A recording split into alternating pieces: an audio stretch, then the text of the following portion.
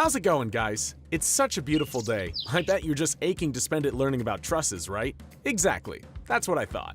Well, you're in luck. We've got truckloads of truss info for you. So, put on your seatbelts.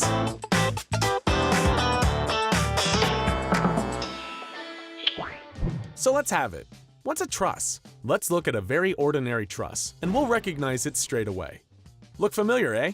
They are particularly popular in the country of beer and pretzels. In technical mechanics, trusses look more like this on paper, a construction consisting of members, connections, and bearings. So now we'll study the individual elements in more detail. Those funny triangles at the bottom, those are the bearings. The entire structure is connected to its surroundings through the bearings. After all, it can hardly float in air, can it?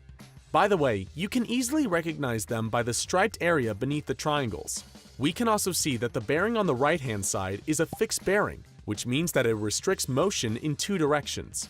If you're scratching your head in despair now, wondering how to recognize that, well, have a look at our video on bearings. In it, we explain all the fundamentals about the various types of bearings.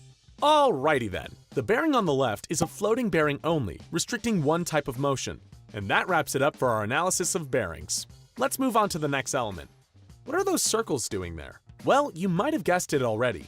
These are simply connections or also pivot joints. There's not much we can say about them, other than that they restrict two types of motion. And that's not that hard to imagine either. Let's add two members and connect them with one of those little circles. If we move the left member to the left, we would also expect the right member to move to the left. In other words, we could say that the connection can absorb forces in the direction of x. Now, if we want to move the left member upwards, we expect the right member to follow suit. Doesn't look perfect, but it works. So the y direction is no problem either. The circle just doesn't manage to do rotations. You can fiddle with the left member as much as you'd like. The right member has no interest in joining it whatsoever. Well, there's everything interesting we can say about this. Let's continue to the members. Now on to our last element, the members. What do these components look like in mechanics? Considering their length, members are very thin.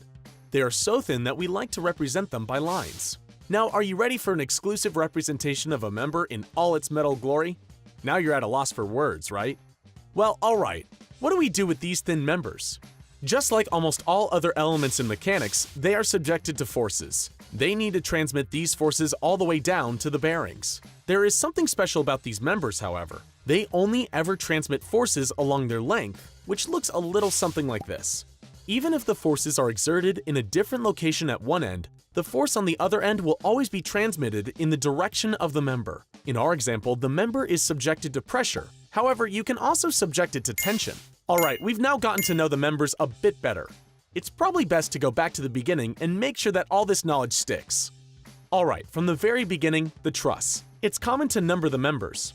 Normally, the members will already be numbered during tests, because questions often revolve around determining stresses on various members.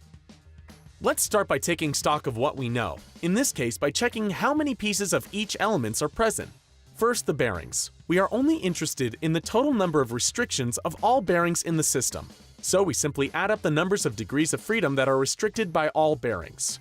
We have one floating and one fixed bearing, and we already know how many degrees of freedom they restrict.